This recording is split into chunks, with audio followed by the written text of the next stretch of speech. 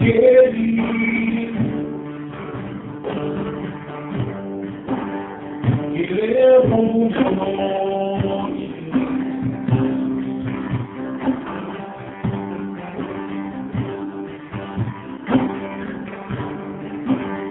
a memorial diante de mim,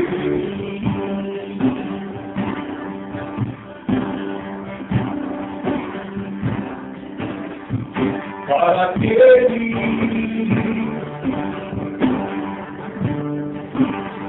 que lembra do meu nome,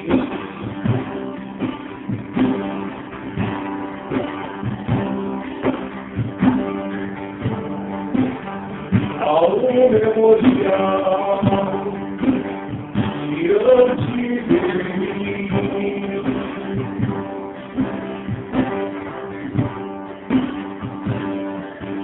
querer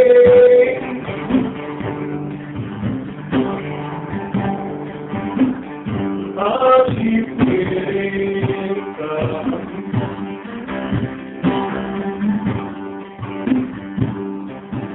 que há entre justo e ímpio.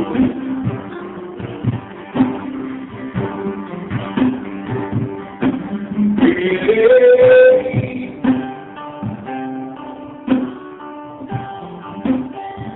a diferença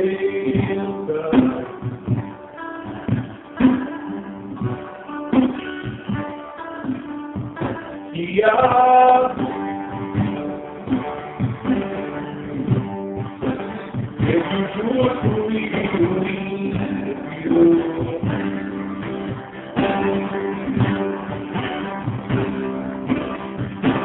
Eu vou poupar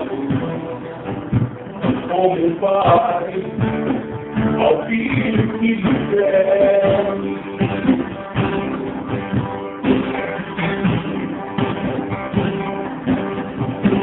Eu vou poupar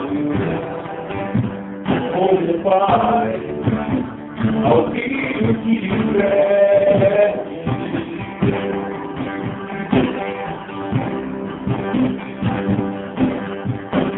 Eu vou poupá-lo como um pai ao filho que quiser.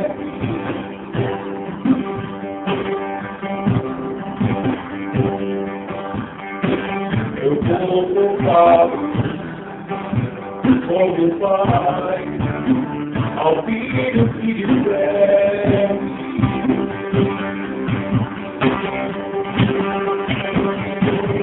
Mas o ímpio não ficará quem ainda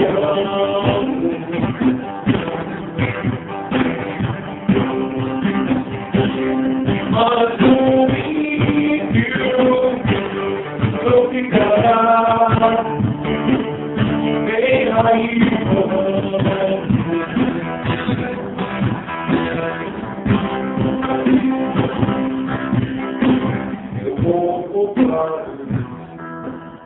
como um pai ao filho que quiser.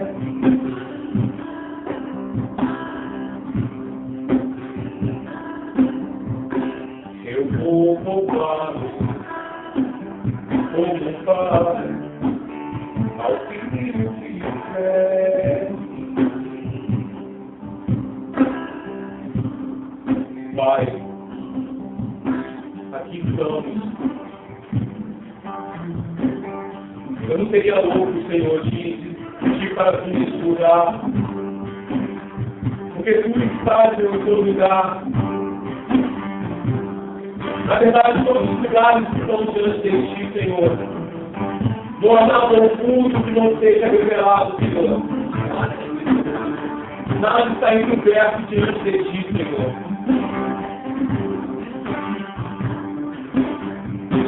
Nós sabemos, Pai, que o Senhor não habita em termos feitos no mundo humano, mas que o Senhor habita no conflito, Senhor, de coração. E Então, meu Pai, eu estou preso no Teu nome, o Senhor está aqui presente, Senhor. Realmente, se o Teu filho tivesse dito, o Senhor tivesse 10 mil reunidos, o Senhor estaria presente. E nós não conseguimos bater a 9 mil, não temos conseguido bater a meta, Senhor. Eu estou começando a conversar com o Senhor, eu reunidos em Teu nome, o Senhor estaria presente. E aqui estamos, Senhor. Aqui estamos uma pequena porção do Teu rebanho. Aqui estamos desejosos pela Tua instrução, Senhor. Estamos desejosos de ouvir a Tua voz, Pai. Estamos desejosos de saber o que o Senhor quer de nós. Nós não estamos aqui para assistir uma bênção e uma vitória, Senhor. Nós estamos aqui, Senhor, para obedecer a Tua lei, a Tua instrução. Não a minha lei, não a meus homens. Mas queremos cooperar com o Teu reino. Queremos santificar o Teu nome, Senhor. Nos declaramos, Pai nosso, que estás no céu. Santificado seja o Teu nome. Que venha o Teu reino. Que venha o Teu reino. Que venha o Teu reino. Para ser feita a Tua vontade na terra, como é feita no céu. E a nossa provisão diária, Senhor, nos dá hoje, tanto espiritual como material. Não nos deixe, Senhor, ser espíritos pela tentação, mas livrai-nos todo mal, amém. Por Teu nome, o poder e a glória para todos sempre.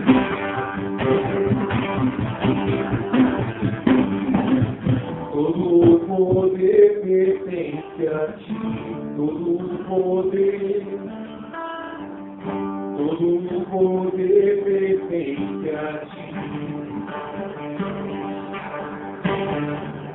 Todo o poder pertence a Ti, todo o poder, todo o poder, todo o poder. Todo o poder pertence a Ti, todo o poder, todo o poder pertence a Ti, todo o poder pertence a Ti, todo o poder, todo o poder, todo o poder. Glória e majestade, diante de Ti. Glória e majestade, diante de Ti. Glória e majestade, diante de Ti.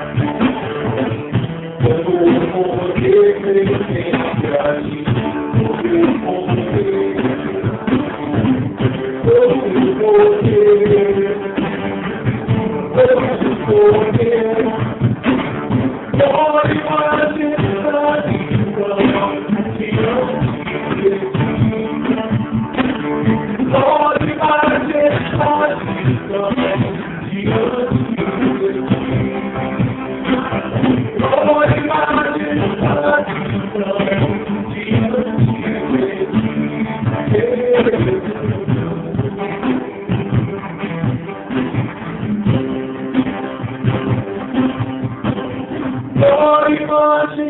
estão diante de ti.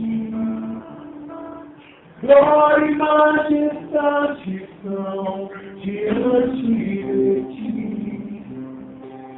Glória e majestade estão diante de ti, Jesus.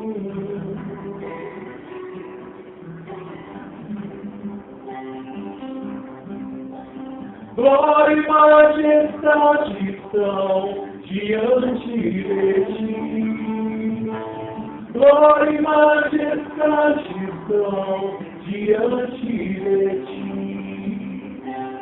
Glória e majestade estão diante de ti, Jesus.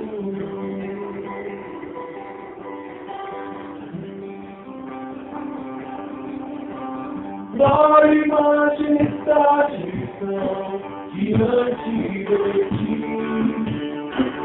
Glória e majestade estão diante de ti. Glória e majestade estão diante de ti, Jesus.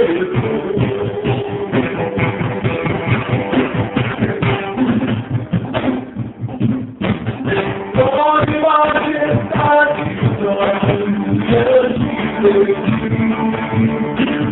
Glória e majestade estão diante de ti. Glória e majestade estão diante de ti, Jesus.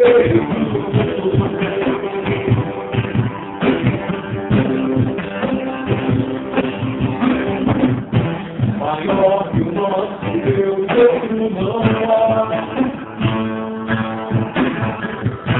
Todo dia sempre será, com todo o seu poder, com toda a glória, ele reinará.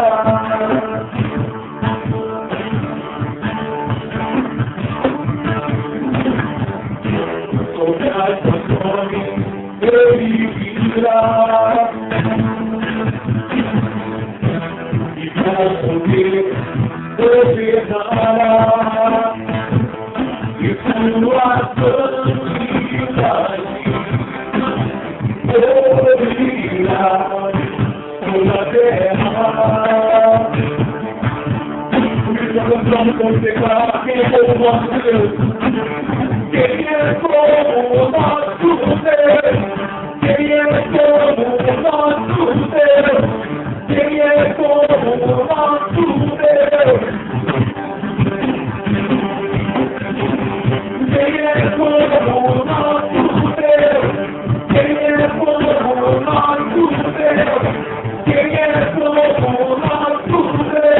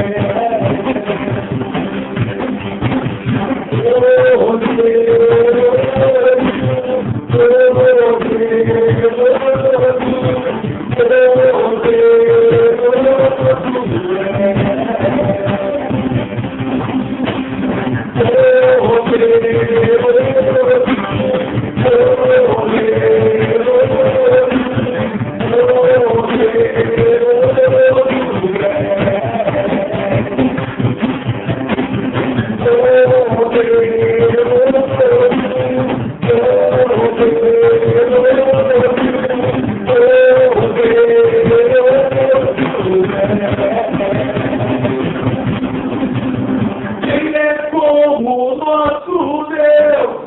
Quem é como o nosso Deus? Quem é como o nosso Deus? Quem é como o nosso Deus? Quem é como o nosso Deus? Quem é como o nosso Deus? Poderoso,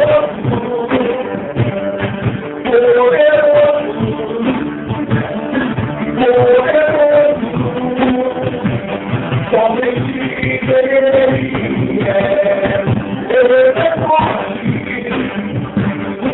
Ele é forte, Ele é forte, somente Ele é poderoso,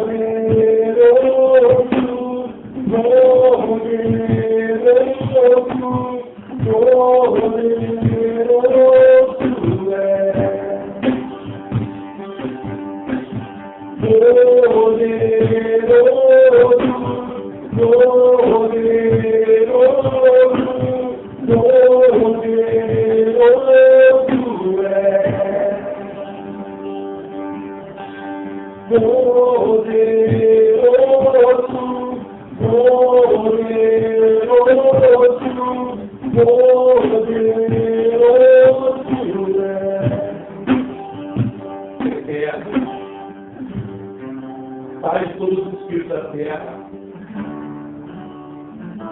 Tu criaste os anjos, Senhor, e criaste a eternidade, e tudo que há em todo o universo criado, até onde nossos olhos não alcançam, e até onde nossa mente não entende, Senhor, aonde houver um modo de existir, Tu és Criador, pois Tu és a fonte primordial de tudo que é. Pois nada que é fora de Ti. A Tua palavra diz, Senhor, que estavam os filhos do Teu Filho em determinado lugar. E de repente eles ouviram um vento impetuoso. E é impressionante, Pai, como em hebraico a palavra Espírito, ruach, que às vezes a palavra para vento, para sopro, sopra sobre nós, Espírito de Deus vivente, que gera vida em nós. Nós queremos quase ter uma emoção de uma arrepio. Nós queremos que o Teu Espírito venha sobre nós, transformar os lugares desertos em mananciais de água, transformar aquilo que é ruína em uma cidade fortificada, mais um choro vivo e câncer, Senhor. Nós queremos que o Teu Espírito venha gerar em nós vida nova, assim como o Teu Espírito gerou em Maria o Messias da primeira vez. Que o Teu Espírito venha gerar em nós o reino, e que o reino não venha com aparência exterior, mas que seja gerado em nós, que nós queremos nascer, que nós alguns tenham gerado o mundo.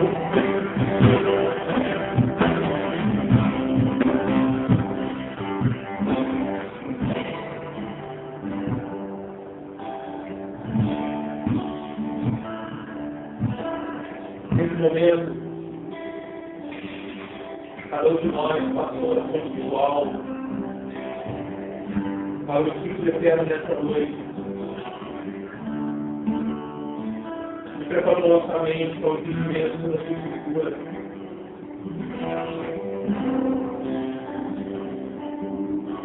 Você tem acesso a Ele. Por causa do preço muito grande, para você ter acesso a Ele, para você não ser refém no risco sacerdotal,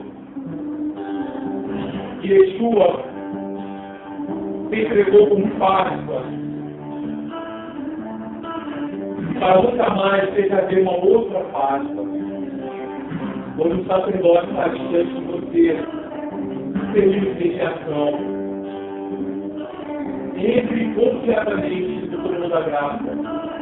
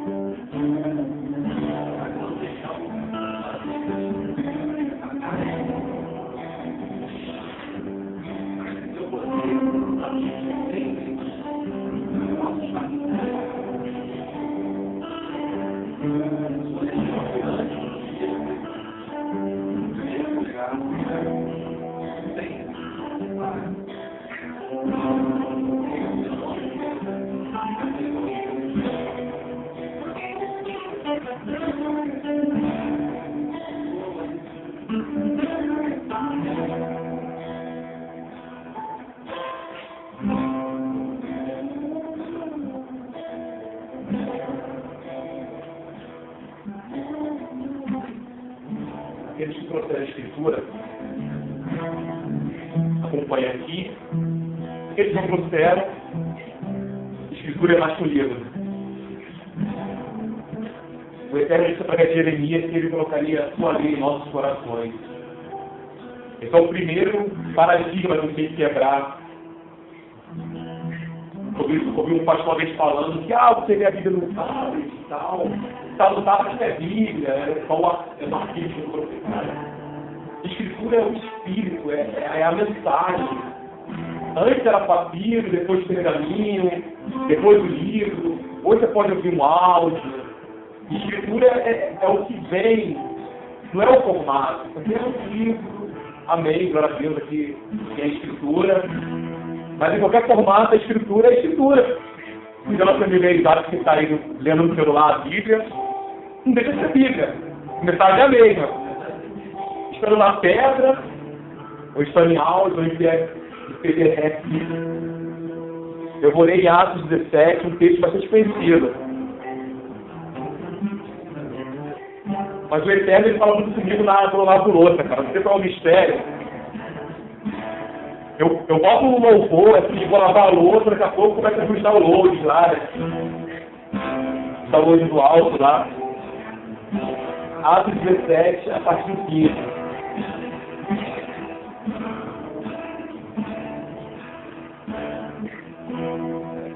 Quem me conhece sabe que eu gosto de falar coisa complicada, né? Mas hoje não vai ter nada complicado. Hoje vai ser uma coisa suave, mas é uma coisa... Estava queimando no meu coração de tarde.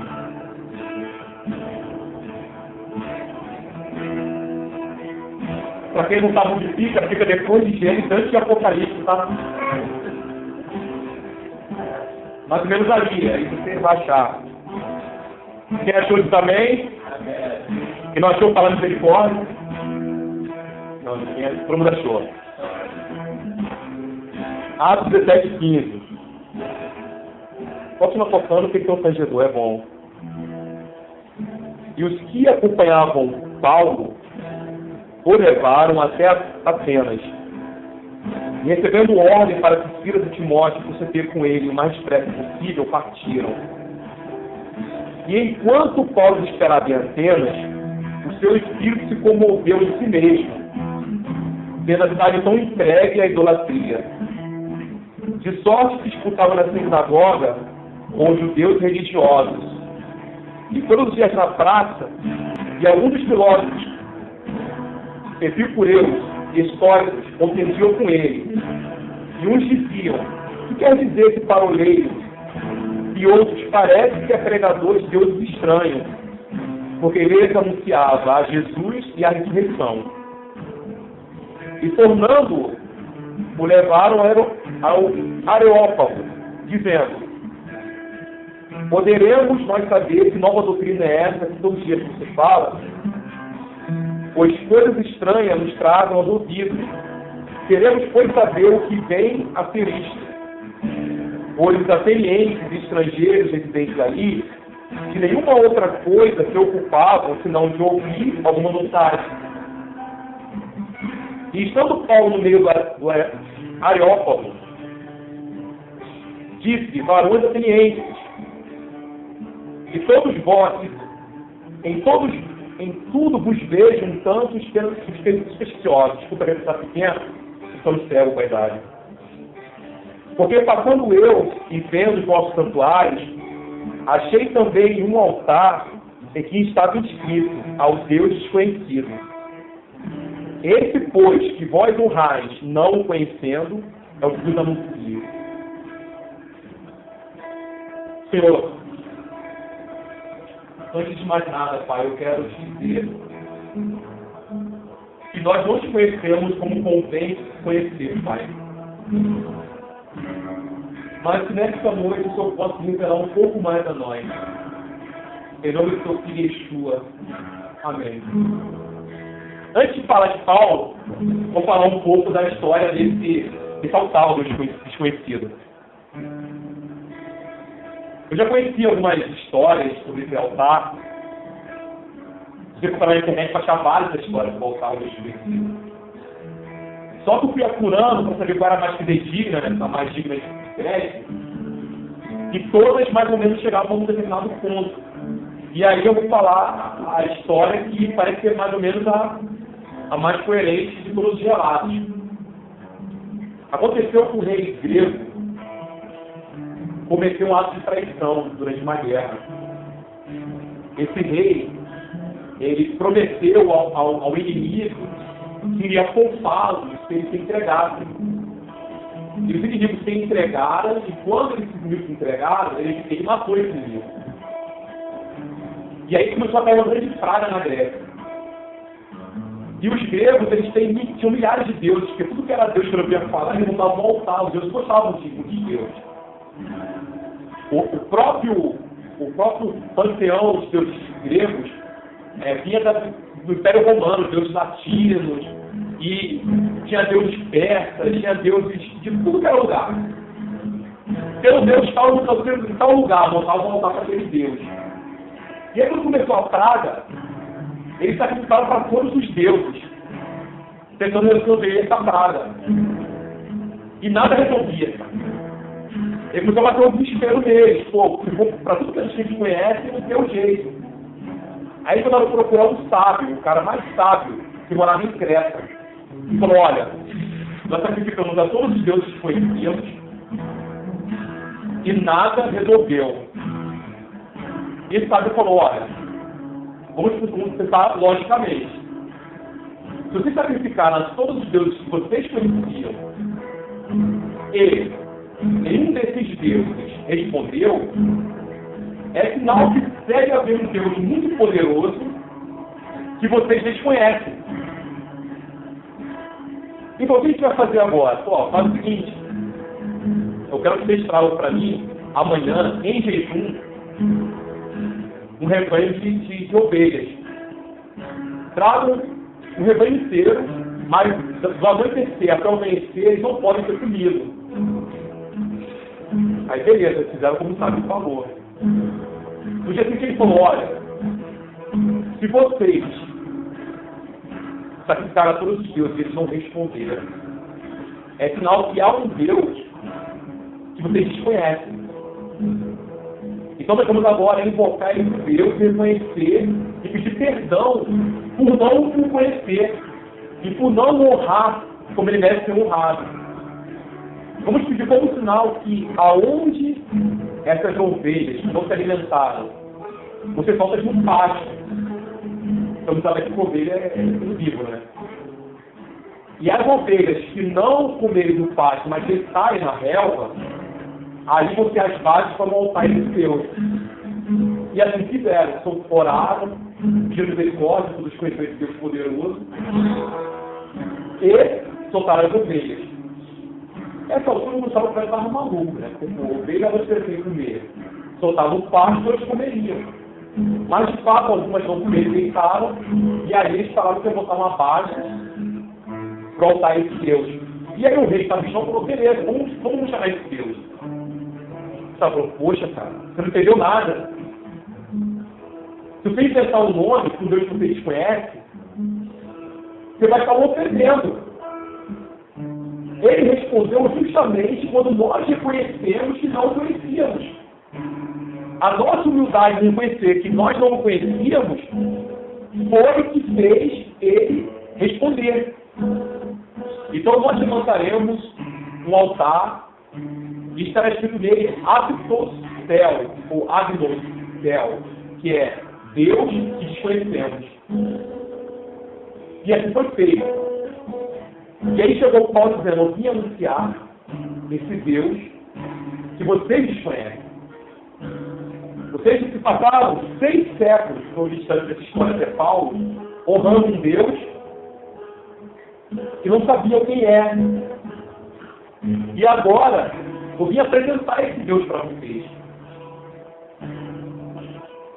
E eu me sinto hoje um pouco como esses caras, não Paulo, mas os caras que passaram tempos honrando um Deus, que não sabiam o nome, que não sabiam a origem, apenas sabia que era poderoso, apenas sabia que foi capaz de parar uma praga, apenas tinha visto o agir desse Deus, mas esse Deus era mais um entre outros demais deuses. E um dia também era assim. Um dia ele foi apresentado o Deus do cristianismo. O Jesus dos crentes, dos católicos. E você pode falar, cara, você conhecia o Deus certo? Eu digo, não conhecia o Deus certo. Não conhecia, não. Eu conheci uma construção. No tempo deles, os deuses eram com prata, era com ouro, era com barro, era com ferro. Hoje, os nossos ídolos são muito mais sutis. Nossos ídolos são construções teológicas. Os homens certos constroem Deus. Uma ideia errada, equivocada. Eu quero te dizer que a verdade não existe mais ou menos errado e mais ou menos certo. Existe certo, existe errado. E quando o homem constrói uma divindade, que não é o Deus de Israel, que não é o Hashem, que não é Yeshua, seu filho, eu não estou falando de nome, estou falando de identidade. Quando uma outra identidade é construída, nós estamos crendo em um ídolo, ainda chamamos de Jesus. Toda vez que você fala Jesus, mas aquele que você descreve não corresponde ao Filho de Deus, mesmo que você chame de Jesus, é um ídolo que se apropriou de um nome. Por exemplo, eu conheço o Diogo. Se o maluco chega para mim e falar assim, pô, o Diogo é guitarrista, é alto, bonito e louro. Eu falei, pô, cara, então você não conhece o Diogo, eu conheço, cara. É o mesmo nome. Mas a história não está batendo. Você fala, não, o Diogo é negro e toca baixo, e é baixinho. Não é o Diogo, cara. Não é. Pode ser um outro Diogo. Alguém está se apropriando do nome. Alguém está praticando um estelionato dele. Mas não é o Diogo. E assim nós temos vivido e visto pessoas que pregam um evangelho que não é o evangelho de Yeshua. E tem estabelecido igrejas sobre os fundamentos que não são os apóstolos e os profetas. E aí, nós estamos com aquela mulher samaritana, fazendo uma pergunta idiota. É no templo de Jerusalém ou é no monte? Onde nós temos que adorar? já que tu és profeta, no dia que eu der lugar, qual é a religião certa? Eu tenho que ser católico, eu tenho que ser evangélico, eu tenho que ser espírita. Tu já para a minha direção, nós queremos uma direção, nós queremos um posicionamento teológico correto. O batismo é com água na cabeça, eu tenho que tomar um banho inteiro. É livre-arbítrio, é predestinação. Já que você é profeta, sane nossas dúvidas. Como se isso fosse importante. E isso falou, cara, você não está entendendo nada. Não é no templo de Jerusalém. E não é no monte de Samaria. É em espírito e em verdade. Só que se passaram 19 séculos depois disso. E a gente continuou nos tempos de monte. Eu estou falando que errado não tem que ter um lugar específico para adorar, não é isso. Nem que errado subir um monte para orar. Eu estou falando da idolatria na nossa mente, cara. Aquele tempo de Herodes, Yeshua falou, olha, não vai ficar pedra sobre pedra. Vai ser derrubado. E foi. E nós estamos aí construindo dia após dia, construindo estruturas, dizendo isso aqui é a casa de Deus, eles são os sacerdotes, eles são os levitas. Pelo amor de Deus, mude. A menos que tenha nascido em Israel, nascido de Levi, você não é levita. Você é músico. Não existe a ordem levítica. O próprio Yeshua fala em Hebreus, ele é da tribo de Judá. Se fôssemos para ser levita, nem isso nós seria. Nós somos da ordem de Melquisedeque, e agora meu amigo judeu fica tudo pirado. Um abraço, Vitor. Jorge, amo vocês, tá? Mas, cara, não é para ser levita, você não é levita, cara. Todos nós somos sacerdotes da ordem de Melquisedeque. É uma ordem superior. E aí quando Yeshua diz, olha, o que contamina o homem é o que sai da boca, são suas palavras, não o que entra. Nós sabemos hoje, é justamente o contrário, não, irmão. Algumas igrejas, pois se comer bacon, está ferrado. Duvido que a sua namorada pode, mas comer bacon. Bacon não, bacon, camarão é impuro. Não, cerveja? Caraca! É o fogo do inferno na certa, com certeza. Cara, tá certo, não tomou uma vodka, irmão. Para ter a constituição de crente é beber. Mesmo estou falando, ó, o que você come, o que entra na sua boca, depois você caga. Porque se a vida está bonitinho aqui, depois vai no desse, você vai ter cagagem. Vou falar no português claro. Se você ingere, você vai cagar depois. Você contamina o que vai sair da sua boca. Porque as palavras que saem da sua boca vêm do seu coração.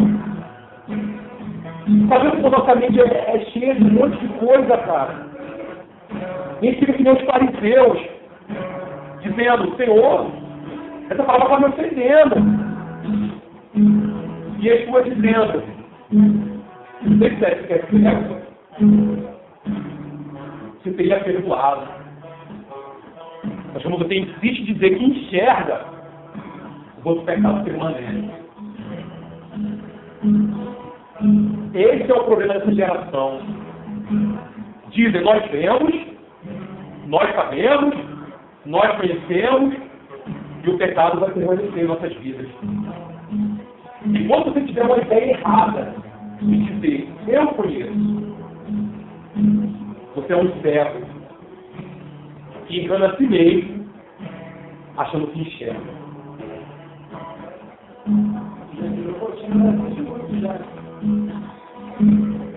Vou lembrar tudo isso aqui em Jeremias 7.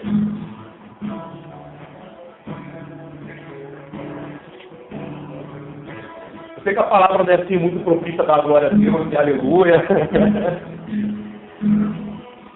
Hoje você não vai ouvir os 7 caminhos para a vitória, nem os 7 voltas namoradas de Jericó para conseguir seu carro novo, nem Jeremias 7. Hoje você não vai saber os 14 passos para uma vida vitoriosa.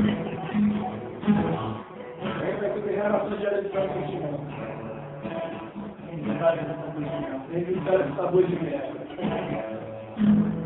Jeremias 7.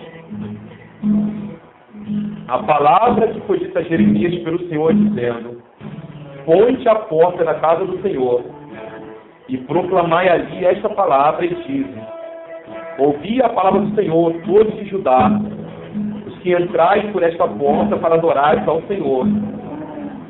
Assim diz o Senhor dos Exércitos, o Deus de Israel: melhorai os vossos caminhos e as vossas obras, e vos farei habitar neste lugar.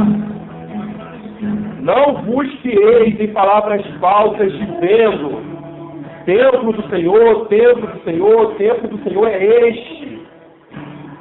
Mas se deveras melhorai os vossos caminhos e as vossas obras, e se deveras fizerdes juízos entre um homem e o seu companheiro, e se não oprimides o estrangeiro e o órfão e a viúva, e nem derramares sangue inocente neste lugar, nem andares após outros deuses para o vosso próprio mal, eu vos farei habitar neste lugar, na terra que dei aos vossos pais, de século em século. Eis que vos confieis em palavras falsas, para que nada são proveitosas.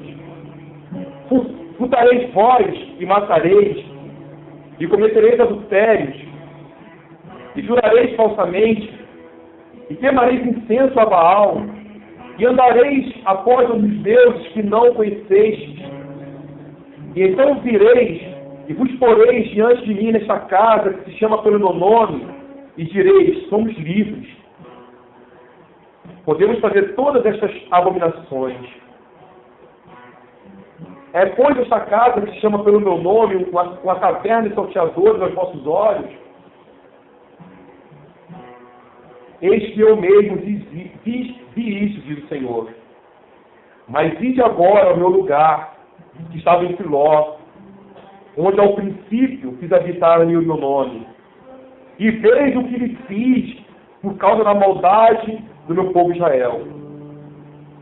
Agora, pois, por quando fazei estas obras, diz o Senhor, eu vos falei madrugando e falando, e não ouviste. Chamei-vos e não respondeste. Farei também a esta casa, que chama pelo meu nome, na qual confiais, e este lugar que vos dei a vós e a vossos pais, como fiz a Siló. E vos jogarei da minha presença, como joguei todos os vossos irmãos que estavam em Efraim.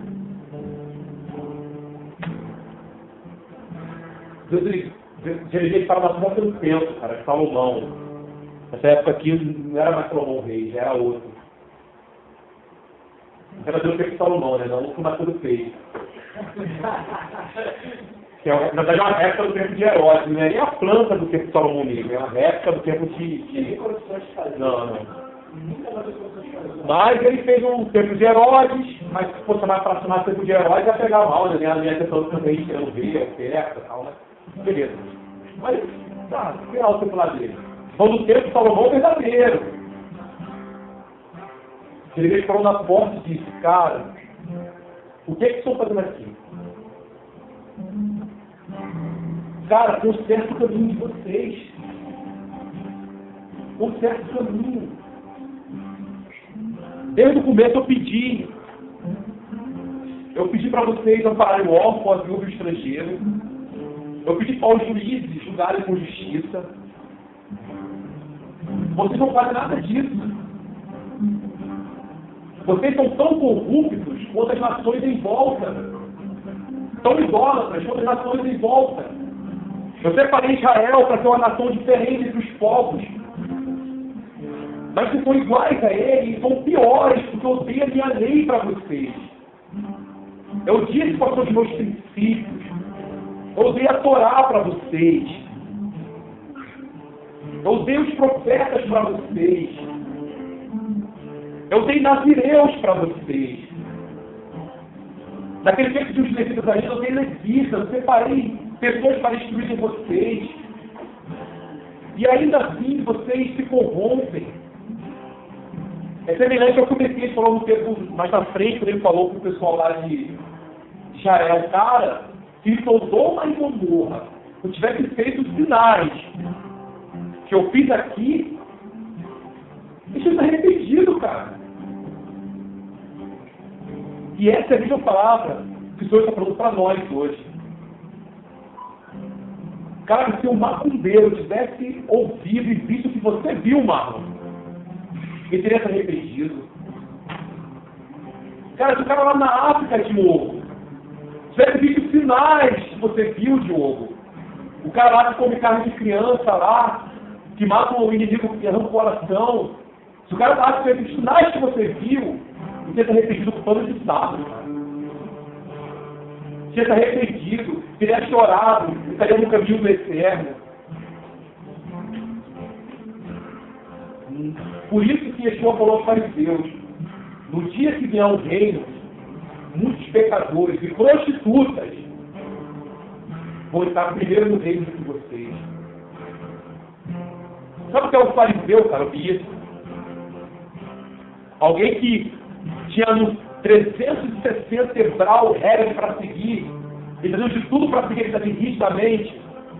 Saía na rua, não pegava a mão de um cara que não era judeu para não se contaminar, morria alguém, não tocava no cadáver, dava o dízimo de tudo, cheio de não me toque, tinha uma roupa mais larga que todo mundo, porque ele tinha que ter uma roupa mais larga porque ele era mais santo que todo mundo. Tira essa mão com alguém, não. Tinha roupa diferente para mostrar que era mais santo, lembra alguma coisa assim, do Brasil, assim, ou assim, não assim no Rio, mas sei lá, distante, te lembra alguém? Essa galerinha da roupa mais nova? Cheio de regra para dizer que é santo. Assim eram os fariseus. A galera corava alto nas praças. E Yeshua falou, olha, prostitutas vão entrar primeiro do que vocês no reino. Não vocês caras ficaram doidos.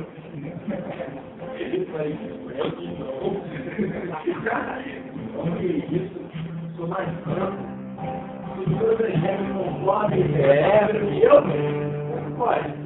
Se manda você estar na direita, você não na direita. Se manda usar calça, usa o calça. Se manda usar terno, usa o terno. Se manda usar o cabelo, não pode usar barba, não usa. O que é isso, cara? O manualzinho eu sigo perfeito. Se você é mulher e deixa raspar, rasga. Se não deixa raspado, rasga. Você pode pintar assim, você não pode, não pinta. Que isso, cara? Tô seguindo bonitinho, fazendo comigo para você para primeiro no céu. É por isso que segue lá as paradas, irmão. Eu vou dar primeiro dia, como é que é isso? É por isso que os fariseus falaram para Yeshua. Eu vejo claramente que tem demônio. É por isso que a gente chama de demoniado, fica até feliz, cara, que não quero ver o céu. Chamaram o Messias, cara, falou, não. Eu vejo claramente que tem demônio. Só pode ser demoniado, você com certeza é demoniado. Porque diante do judaísmo, os fariseus davam direito. E esse povinho aqui também, Jeremias 7 é a mesma coisa. Quando tinha a Páscoa, subiu para Jerusalém, dava o sacrifício da Páscoa. Era para queimar incenso? Queimava incenso.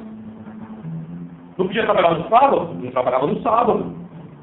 Depois de voltar lá no dia da colheita com as primícias de molho, levava as primícias lá bonitinhas. No tabernáculo, não tinha que botar lá dentro da fora de casa. Cara, eles faziam tudo bonitinho, que estava no script. Só que eles praticavam o visual. Eles praticavam a exterioridade. Mas a Torá não estava no coração. Eles cumpriam o que mandava o figurino. Tudo que... E realmente, cara, tu quer conhecer um cara religioso, um cara que é conhecido pelo espírito da religiosidade, é o cara que é aficionado por exterioridade. Porque a exterioridade é o espírito de remendar o pano velho com o remendo novo. É o espírito de reforma, de maquiar. O que é uma reforma? Tu olha uma casa derrubada, meu esculachadinha, pô, essa parede aqui tá meio ruim, mas eu meter um reboco nela, vai ficar show. Pô, essa televisão dá pra dar uma pintada, se eu botar uma azulejo nesse chão aqui, vai ficar bonitinho. Às vezes o fundamento está podre, está pronto para ruir. Mas o espírito da religião, o espírito, vamos mudar a aparência, que se tiver bonito, está bacana. Acabou de comprar um carro, todo bonitinho, bem pintado, mas já foi batido, o motor está todo ferrado, o cara tirou de uma enchente. A pintura está show, mas vai rodar pouco tempo, porque o motor está comprometido. E nós somos uma geração disso. Nós não somos uma geração de transformados pelo arrependimento. Nós somos uma geração de condicionados pela religião. Nós não aprendemos a ter transformações profundas. Nós aprendemos caraca, eu era mundano, eu bebia, agora não posso beber mais. Eu fumava, agora não fumo mais. Pô, eu comi um monte de mulher, não posso comer mais. Agora é só minha mulher quando casar. Mas também no motel. Porque na sua cabeça não houve transformação. Você não come, mas pensa. E eles vão colocar, o caso na sua cabeça adulterou. Nós aprendemos a cumprir toda a exterioridade. Nós aprendemos a ficar sempre superficiais. Você muda o jeito de vestir, o jeito de palavrão, não fala palavrão, não pode falar palavrão, cara, é feio falar palavrão. Mas, quando você chuta uma pedra no meio da boca, você fica que pelo menos não tem palavrão. Eu falava do Carvalho lá, né? Carvalho. Você vai fazendo um monte de revinha que não surte efeito nenhum de transformação. Só deixa a igreja bonitinha, né? Você tá pedindo. Fica tipo uma parede toda feia pintada. E uma parede feia pintada. Aí todo mundo fala, aí dia de domingo, dia de missa, dia de Deus sol, todo mundo lá. Crente maravilhoso, tá aí. Aí aquele cara que não vai muito com a cara, tu abraça, né? Claro que tu abraça. Na cara do senhor, na casa de mitra, tu não vai abraçar tua coleguinha de clube. Agora que tu odeia a cara muito do que você, que ela fica melhor quando bota o vestido colado, caraca, cara, tu não vai dar um beijo nela no dia da ceia, comer o pão lá? No dia de comer um pão e beber um vinho lá de mitra, tu não vai dar um abraço na coleguinha de clube lá? Segura a mão do irmão assim, ó. Esse é o cu. Irmã, amém. Depois come o pão. Aí você vai na rua, aí quando canta aquela musiquinha de novo, eu te amo, eu preciso de ti, querido irmão, respeitando para mim, eu fico olhando o cara, e aí você sabe, cara, e aí você sabe que aquele amor é fingido, é um amor de clubinho, é amor da sociedadezinha das aparências. E ele vai vivendo, time de plástico. Mas infelizmente, Paulo falou, não nos conformeis com este século. Só que os pastores querem ensinar pra gente que não se conformar com este século se neste século usa bermuda, eu tenho que botar uma calça. Se os caras botam brinco, eu não posso botar porque se conformar com este século. Não se conformar com este século é ser um alienígena dentro da minha geração com um exterior totalmente diferente. Sobre isso, tem alguma palavra na Bíblia que diz que não pode usar brinco? Cara, tem sim. Tem um texto levítico muito bacaninha que diz assim: não fareis golpes em vossos corpos por causa dos mortos. Olha bem, dá golpe no corpo pelos mortos. Porque era um costume antigo pagão, um parente morria, tu se cortava. Eles pegam isso para dizer que tem a ver com brinco e tatuagem. Não tem. Mas vamos ser um pouco bondoso e dizer que tenha. 2 versículos na frente, ou atrás, fala que o homem não pode raspar a barba. Mais na frente um pouquinho, fala que a mulher menstruada não pode entrar para adorar nem dormir na cama com o marido. Nem comer carne de coelho. Eu fico pensando, beleza, cara, o que vale e o que não vale em Levítico? Supondo que aquele texto dê para dizer que já brinca é largador. Supondo.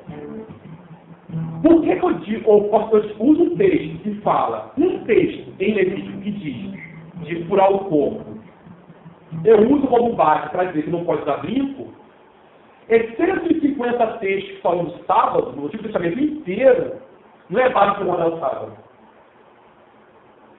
Entendeu? Mas sobre esse guardar o sábado, como que é assim, fala? Cara, o sábado é um princípio mesmo. É inegável. Na sociedade brasileira é difícil guardar, mas, sinceramente, o dia que é o sábado. Ou você crê que todos os dias são iguais, ou você crê que todos os dias são iguais, ou se for para ter um dia, é o sábado. Entendeu? Então, cara, a galera vai no Antigo Testamento, com a varinha de pescar, e busca o que agrada. É o dízimo, uma varinha. Pô, dízimo é muito maneiro, cara. Tem que ser dízimo na igreja. Não. Eles acham de jeito da Apocalipse. Não. Antigo Testamento pode rasgar. Mas dízimo, meu Deus. Isso aqui é uma Deus para a terra. Não. Páscoa, como o senhor guarda, com a massa, não, vamos comer chocolate, mas o dízimo fica. Mas eu estou gravando ainda ali. Pentecoste, como os dois faziam, tá maluco. Tabernáculo?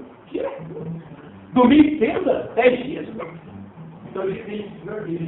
Agora, dízimo é maneiro. Dízimo é maneiro. Da hora. Da hora. Falou para 10%, ainda mais aqueles jogadores, né? Que ganha pra caraca, né? Se tu for juiz e ganhar 30 mil, então o dízimo é negro. Então, galera, o que a gente tem que entender de uma vez por toda é os livros dos profetas e da Torá não são para a gente lá buscar o que nos interessa. Lá tem princípios espirituais para nós e também tem coisas que caíram em caducidade ou obsolescência. Tem coisas ali que, de fato, depois da nova aliança, não se aplicam a nós. Mas a galerinha vai acabar de pescar e é o que quer. Não vai cumprir tudo de uma vez. Isso aí. Então você cumpre. Paulo diz que é alguma coisa da lei que torna a lei inteira, não uma coisa assim. Entendeu? Então por isso que a gente não deve. Agora, então, uma definição que eu fui um pouquinho mais a fundo, eu não sei se o Marcelo também hoje alguns pontos naquela época lá dos egípcios, em que os escravos naquela época usavam muitos brincos e bicos para poder marcar os escravos. Entendeu? Então, foi uma forma que hoje em dia muitos, levam para essa forma. Falam assim, não, pô, naquela época era para marcar escravos. Então você usando o brinco, é uma coisa, não, pô, não pode, seu corpo é dentro do espírito. Cara. A morada do pai, você não pode botar tatuagem, você não pode pôr o brinco. Cara, quando Paulo fala que o nosso corpo é templo do Espírito, ele está referindo à prostituição. É só você ler o texto, cara, que a galerinha crente, outra coisa também, a Bíblia não foi escrito um capítulo de versículo. Foi escrito livros inteiros. Se você for ler uma carta de Paulo, cara, leva 10 minutos para ler o livro inteiro. Então não lê que a gente começa com um versículo. Lê o livro. É uma carta de Paulo aos romanos, é o que mora em Roma. Carta de Paulo. Depois para ajudar, eu acho que mais atrapalhou que ajudou, é que os pais da igreja botaram versículo e capítulo para facilitar a leitura e botaram aqueles textos em cima para dizer o que quer dizer aquilo. Muitas vezes ele atrapalha. Sabe por quê? Você vai ler um negócio que tem uma continuidade, não acha que não tem continuidade porque mudou o capítulo. Entendeu? Então, Paulo escreveu as cartas dele achando que aquilo ali ia ser parte das escrituras. Ele escreveu uma carta. Ponto. Então, se você pega um textinho ali isolado e lê, caraca, cara, lê a carta. Você está falando, olha, aquele que se une com a prostituta vira uma só carne com a prostituta. Mas aqueles que se uniram a Cristo são um só espírito com o Messias. Nesse contexto, ele está falando que nós somos templo do Espírito, para nós não profanarmos com as imundícies. Porque, cara, vamos falar a verdade aqui, o que faz mais mal para o corpo? Você botar um brilho e entupir de gordura, de Coca-Cola e refrigerante. O que destrói mais o corpo? Uma tatuagem que se entupir de refrigerante, de açúcar, que você vai morrer 10 anos mais cedo. Diabetes, de artéria no coração. Só que, cara, é uma coisa que é tão óbvia. Isso é ler hebraico não, cara. Ler grego não. Só ler português, devagarzinho ali, ó. Pegar a carta de Paulo, em vez de ler um versículo, ler a carta inteira ali, ó, do começo ao fim. Tem carta de Paulo que não leva nem 2 minutos para ler, cara, como o Filemon. É curtinha. Quando você começar a ler ali devagar, é a mesma coisa também que o próprio Messias falou. Ir por todo mundo e pregar o Evangelho, batizando em nome do Pai e do Espírito Santo. Beleza. Até meu que nós damos não é Pai e do Espírito Santo. É ele. Não, mas o que acontece? A questão é, a ordem dele foi ir por todo mundo e pregar o Evangelho, em seguida batizando em meu nome. Que depois, posteriormente, é que colocaram o Pai e o Espírito Santo para falar da Trindade, mas no original é batizando em meu nome. A ordem para pregar é junto com batizar. Quem tinha que ir por todo mundo pregando, tinha também que batizar. Está junto. É a mesma sentença. A ordem foi de ir pregar e batizar. Então, ou nós cremos que os apóstolos, os profetas, evangelistas, sacerdotes são aqueles que batizam, eles têm que ir pregar, ou se a ordem de pregar é para todos, todos foram mandados pregar, têm autoridade de batizar.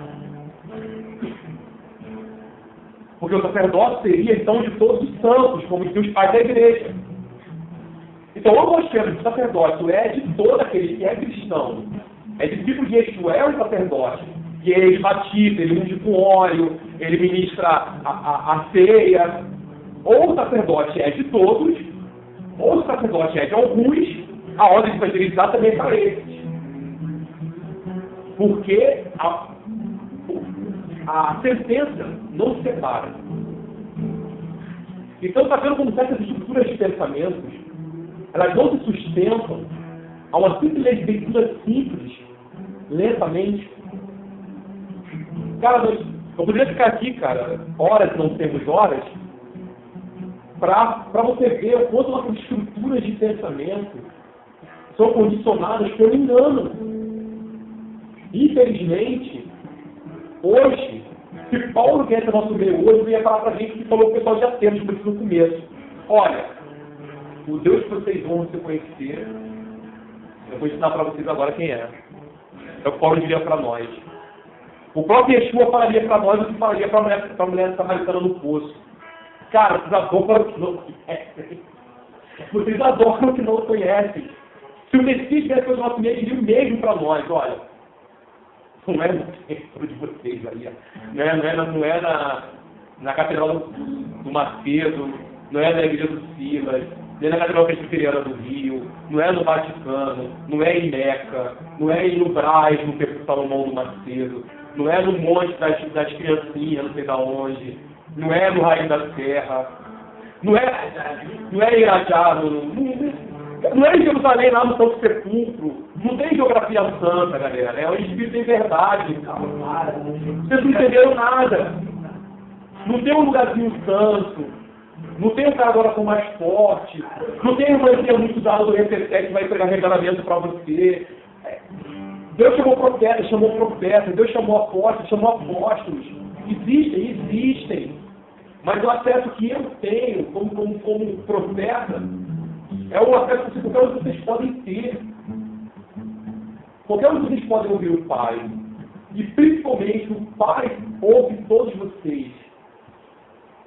Só que a gente vive, cara, como se houvesse um clero e nós fôssemos os leigos. Essa é a nossa visão, cara. O pastor da igreja é o cara que tem uma oração mais forte, que põe as mãos ali e abençoa. O padre é o cara que levantar a mão e falar, este é o corpo, é corpo. Se eu pegar em casa e falar, este é o corpo, não é corpo. De novo, porque eu sou otário. Entendeu? Se eu falar que é sangue, não é sangue, cara. Tem que ter um sacerdote devidamente ordenado, participante de uma ordem tal, ou de uma religião tal, porque o nosso pensamento das Escrituras, a gente aboliu o Antigo Testamento, mas o cristianismo pegou tudo que era ordem levítica e trouxe para o cristianismo. O escritor de Hebreus fala, se vocês voltarem a essas coisas, tipo assim, aos sacrifícios, às estruturas de templo, vocês retrocederam. Cara, parece que ninguém é Hebreus, cara. Meu Deus, Hebreus é tão curtinho. Se você levar a pega inicial, cara, se você levar a situação pela gente, que pudesse fazer, o que pudesse fazer, cara, isso fazer praticamente o que a gente que muito se tornou hoje, cara, quadrado, cara, é bom presente, fica preso na caixa, cara. E justamente o problema que você tem com o pessoal lá do Rodrigo, o Antônio também faz parte da saída da caixa, dessa específica de presença da igreja. Então é aquilo que tem na sua maneira real de adorar a Deus. Porque lá, quando Saul muito fala, a igreja é um local no qual você vai e presta culto a Deus, a sua adoração particular. Você não vai lá por causa de fulano, você não vai lá por causa do pastor, tudo bem que Deus usa o pastor para trazer aquela palavra para você, entendeu? Você também pode estar buscando ele através da Bíblia, você orando, como lá em Mateus diz para você, até o seu aposento, seu quarto orar em segredo com ele, entendeu? Mas ultimamente a gente está vivendo muito presidente da creche, a gente está deixando os parâmetros da igreja tomarem quem a gente é. Cara, tem épocas que campanha na igreja, tem mais igreja que o povo só vai para a igreja quando dá campanha. A questão que ele vai dar um carro e botar um dinheiro de cidade dentro de uma casinha, mas todos fazendo espada. Eu não acredito em campanha, porque acredito que as pessoas vão ter interesse. cara, fala para você assim, 7 passos para tomar a sua cruz. 7 passos para morrer para si mesmo e negar sua vontade. Cara, Deus, Jesus, quando veio, cara, ele sempre ensinou a gente, creio eu, cara, a gente tem que dar o nosso melhor. Mas o que ele mais nos mostrou, cara, você pode perceber, toda a sua vida foi a caridade. Ele fez tudo de mão beijada, cara. Toma, mas ó, não quero nada. Porque eles são verdadeiro amor incondicional. Entendeu? Olha só, eu estou fazendo, mas já que eu estou fazendo algo com você, eu vou deixar algo a mais contigo. É a minha palavra, o meu amor, o meu ensino. Agora, basta você escolher se você quer seguir aquilo ou não. Cara, entendeu? para ficar bem claro aqui, até para os nossos amigos de casa que vão assistir mais tarde pela internet, pode. Tem uma coisa na Bíblia que está escrito assim. Você não está escrito na Bíblia, acho que é em Jó. Eu só me recordo do versículo, do capítulo, diz assim, que nós precisamos ter uma experiência própria com Deus. E na mesma Bíblia, né, diz assim, sobre a questão de que os sinais seguirão Os que crerem. os que creem. Certo? Tá isso. A palavra-chave de tudo que vocês estão dizendo é isso. Por quê? Porque se eu preciso ter uma experiência própria com Deus, isso está muito além de campanha, de princípios. Os que creem, seguem os sinais. Segue os sinais. Ali tem fogo, ali todo. Se você entender, pelo que eu estou prestando atenção de tudo que está sendo dito aqui, é que, como ele falou, se todos nós entendêssemos, porque a gente não entende, na verdade, né? Como você falou um pouco mais na frente, nós já vimos esses sinais, mas muita gente não vê. Que quando você segue realmente, quando você realmente tem uma experiência própria com Deus, quando você realmente tem uma experiência própria com Deus, quando você realmente segue esses sinais, você vai quebrar barreiras de preconceito, até mesmo, quais são esses preconceitos? Esses princípios, que não posso usar isso, não posso usar aquilo, que a igreja não permite isso, que a igreja não permite aquilo, tudo está muito acima. Deus está muito acima disso tudo, sabe? Quando nós entendermos realmente o propósito de Deus, o que Deus realmente quer dizer aos nossos corações, olha filho, é isso. Sabe por quê?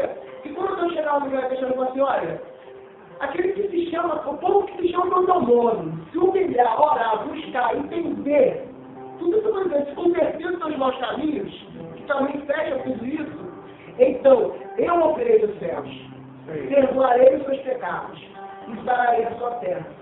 A igreja, a verdadeira reforma cristã só vai existir quando realmente nós entendemos esse pequeno que nós entendemos, que nós realmente precisamos da transformação. Não vamos dizer que entendemos, porque não. Que nós ainda estamos ligados à religião, à religiosidade, aos princípios de aleluia, sabe? Juntar as mãos em oração. Como você acabou de dizer, é como se você. Isso, quando a gente entender que nós devemos apresentar em nosso quarto, dobrar nosso joelho, ou em qualquer lugar mesmo. Antigamente, o cara dizia, no meio da rua. Agora, só tem que ter vontade de agora no meio da rua, vai dar mais do que você está sentindo realmente ali o quê? Alguém fala qual o primeiro mandamento de Deus para Israel? Primeiro mandamento? Quem sabe o primeiro mandamento? Então, vai ter 10 mandamentos. O primeiro mandamento é ouve Israel. O primeiro mandamento de todos é ouve. E ouvir ali, a palavra em hebraico é se aproximar e prestar atenção. Se você se aproximar de Deus e prestar atenção, Ele vai te instruir. A primeira carta de João fala: vós tendes o Espírito do Santo e não necessiteis de mestres. Completando isso que você falou, vamos voltar lá no início. Adão passa a parte de Deus. Percebe que depois que o pecado ele entra, é isso aqui que acontece, ó. Porque Adão fez o quê? Ele escondeu. Porque o pecado fez o perceber que estava nu. A gente avança um pouco e vê lá naquela Santa Ceia onde Jesus participou. Ele apresenta o pão, apresenta o vinho. E ali você vai perceber o quê? Que já está próximo. Ele fala assim, não, já está próximo da minha família, vou partir. Então, como ele chega ali, algo que os judeus ali estavam sempre fazendo, que era comer sempre do pão do vinho. Então ele pega aquele pão de vinho e fala assim, olha, representa meu corpo, o partido com entre vós. Esse é o cálice, representa o meu sangue, entre vós. Aí, imagina, aquele povo naquele tempo, ao chegar em casa, eu vou fazer um lanche. Então ele tinha que receber, então ele lembrava logo do Jesus.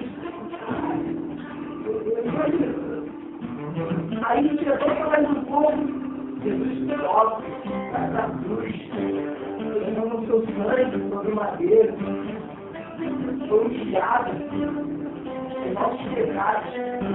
Mas aí quando ele sobe, ele grita, eu vou, mas não vou,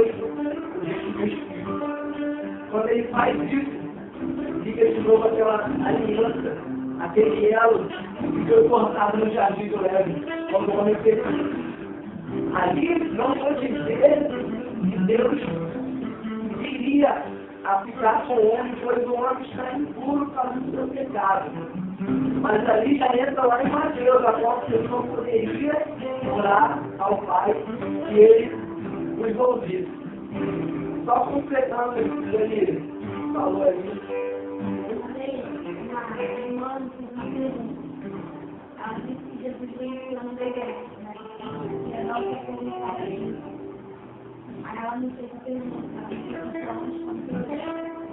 aonde se encontrava ele? E ela virou para mim e disse que são os estudos.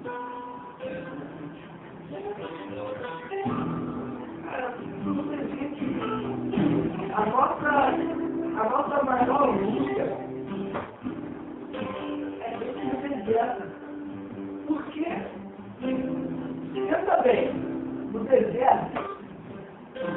Imagina você no deserto, não tem nada, como você sobreviver, nenhum tipo de recurso.